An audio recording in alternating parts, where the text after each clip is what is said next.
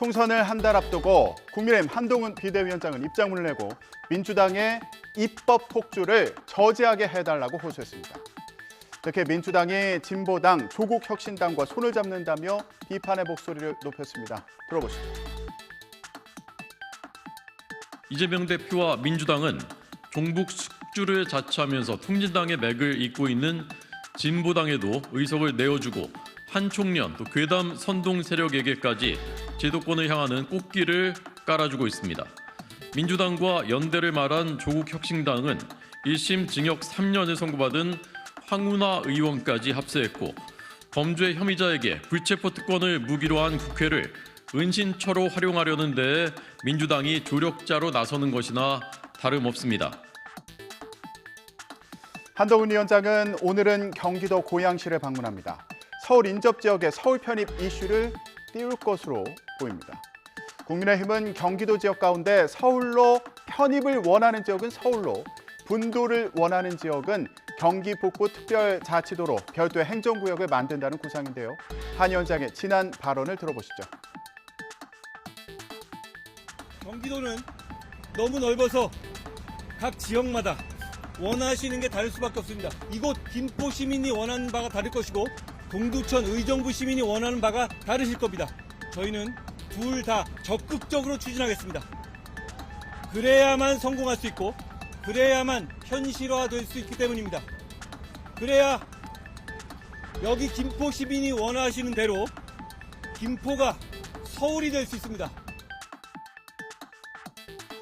더불어민주당 이재명 대표는 어제 국회에서 기자회견을 열었는데요. 총선을 통해 무능한 정권을 심판하게 해달라며 국회 일당과 과반 의석을 목표로 제시했습니다. 들어보시죠. 첫 번째 기준은 누가 일당이냐. 두 번째 기준은 누가 과반수를 확보할 것이냐에 있다고 봅니다. 단 한 석이라도 우리가 일당이 되는 것.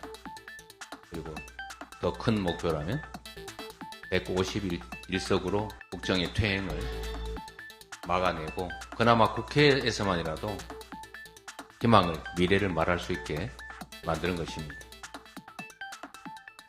총선 이후에 다시 당대표에 도전할 생각이 있냐는 질문도 나왔는데요. 뭐라고 답했을까요? 들어보시죠. 하면 오는 8월에 전당대회에서 다시 국민과 당원이 대표님을 부르게 된다면 어떻게 하실지 궁금합니다. 제가 전에도 말씀드렸는데요. 이거 당대표, 이거 정말 3D 중에서도 3D입니다.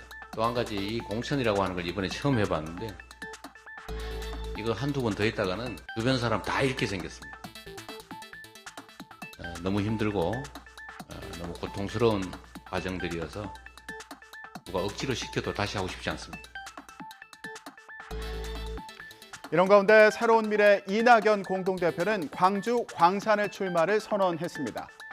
친명계로 이 지역에서 재선에 도전하는 민주당 민형배 의원과의 표대결이 주목되는데요. 이낙연 대표의 발언을 들어보시죠. 광주뿐만이 아닙니다. 호남 출신의 유망한 정치인들이 줄줄이 탈락했습니다. 이재명 민주당은 호남 정치인의 싹을 자르고 있습니다. 광주에서도 큰 정치인이 나와야 합니다. 그래야 전국에서 광주를 다시 봅니다. 그래야 중앙에서 광주를 주목합니다.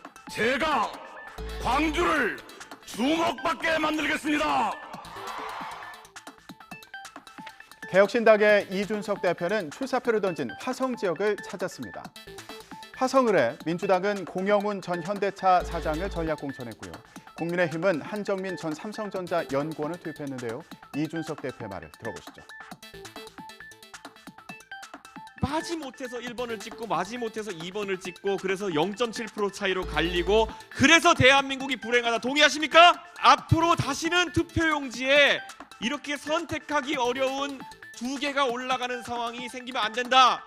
그렇게 생각했기 때문에 이원욱 의원님과 제가 개혁신당에서 새로운 시도를 하는 것입니다. 조국혁신당의 조국 대표는 경남 봉하마을을 찾아서 노무현 전 대통령 묘역을 참배했습니다. 조국 대표의 말을 들어보시죠. 가장 뜨거운 파란불이 되어 검찰 독재 정권을 태워버려야 합니다. 4월 10일 총선은 윤석열 정권을 심판하는 선거입니다. 총선 후 윤석열 정권 관계자들의 비리와 범죄를 밝히고 처벌해야 합니다. YTN은 4월 총선 관심 지역을 소개하는 민심 2024 격전지를 가다 코너를 마련했습니다. 첫 번째 순서로 경기 성남 분당 갑으로 가볼 텐데요. 이광재와 안철수 두 중량감 있는 인사에 류호정 전 의원까지 합류한 가운데 재건축 이슈가 표심의 주요 변수로 꼽히고 있습니다. 박광열 기자가 현장에 다녀왔습니다.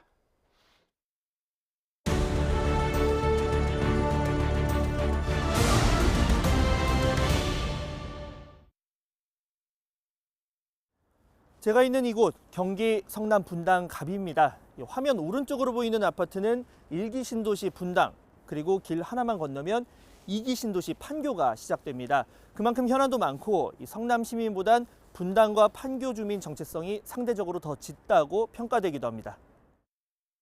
여야 거물의 맞대결이 성사됐습니다. 도전자는 원조 친노 민주당 이광재 전 국회 사무총장입니다. 정치적 기반인 강원을 뒤로 하고 험지 출마를 자청했습니다. 제가 이광재라고 합니다. 예, 감사합니다. 봐주세요, 저를. 네, 알아요. 청와대 국정상황실장과 강원도지사 등 풍부한 정치 경험을 내세웁니다. 법은 여야가 함께 통과시켜야 되거든요. 그러면 여야를 설득할 수 있는 그런 정치력은 역시 제가 한 수 위라고. 이를 막아내야 할 현역, 여권의 잠재적 대권 주자인 국민의힘 안철수 의원입니다. 안철수는 안철수. 예, 맞습니다. 예, 감사합니다. 예. 질문을 잊어버렸어요. 높은 대중 인지도가 강점으로 꼽힙니다. 창업을 하고 경영을 했습니다. 사실 그때 2년만 하라고 뽑아주신 건 아니지 않습니까? 6년을 생각하고. 지역구가 갑을로 나뉜 2000년 이후 성적표를 보면 6승 1패로 보수정당 우세.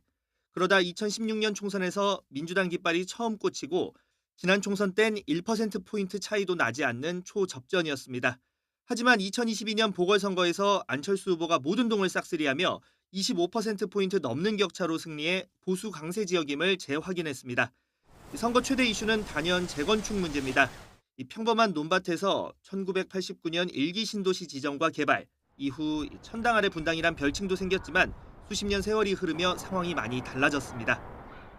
1기 신도시를 통틀어 가장 먼저 조성된 분당 시범단지입니다. 무려 7,700여 세대의 규모인데요. 어느덧 입주 30년을 넘겼습니다. 이광재 후보는 과거 혁신도시 추진 경험을, 안철수 후보는 힘있는 여당 후보론과 속도전을 강조하며 표심을 공략합니다. 기업도시나 혁신도시나 세종시나 이런 도시를 기획하고 이 시범 단지가 있는 그 아파트로 이사를 했거든요. 결국 그분들이 어떻게 사는지 애로가 뭔지 이런 걸 알아야 재건축에 진정성 있게 대할 수가 있다. 국토부 장관 그리고 또 용산의 그런 영향력이 굉장히 중요합니다. 우리 15년 걸린다고 하는데 아이들 그 학교 문제도 있기 때문에 10년 내로 단축할 수 있도록. 여기는 게임, IT 기업, 각종 스타트업 등이 밀집한 판교 테크노밸리입니다. 이 젊은 표심 잡기 역시 이 지역 선거 승패를 가를 주요 변수 가운데 하나로 꼽힙니다. 판교 신도시 지역은 2년 전 보궐선거에선 국민의힘, 그전 두 차례 총선에선 민주당 손을 들어줬을 만큼 지역군의 상대적 경합지로 꼽힙니다. 주민들의 바람도 실용에 초점이 맞춰집니다. 젊은 분들도 많고 가족 단위로 많이 이제 놀러 오시고 시민들의 안전을 많이 챙겨주시는 분이 총선에.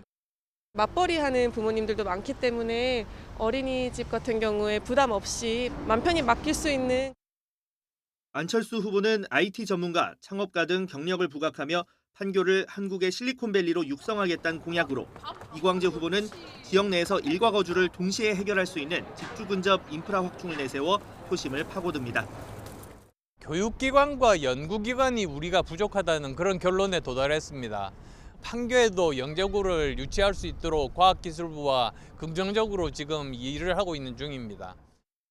가까운 곳에 큰 평수가 아니더라도 그 수많은 개발자는 밤새워 일을 하는 분들이 많잖아요. 젊은 벤처 기업인들이 맥주도 마시고 토론하고 이런 주거단지와 이런 좀 활력이 있는 단지를 만들어 달라는. 여기에 21대 국회 최연소 유호정 전 의원의 출마도 눈에 띕니다. 정의당 출신이지만 중도 개혁 보수를 표방하는 개혁신당 간판을 단 만큼 변수가 될 수 있습니다.